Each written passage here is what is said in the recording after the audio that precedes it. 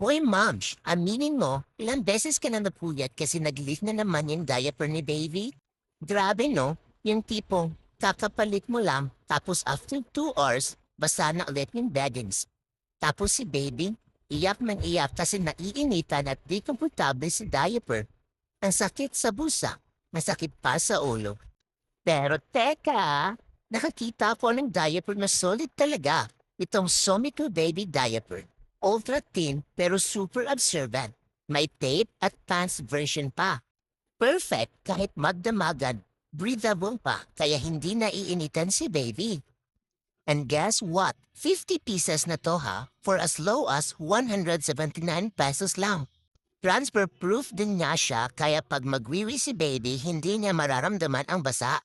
Sa sobrang bilis nga nito mag-dry ay pipigain ko na nga muna kung may tulo bang tubig mula sa isang basong tubig na nilagay ko. Pero ito nga at walang tulo na lumabas. Ang daming sizes.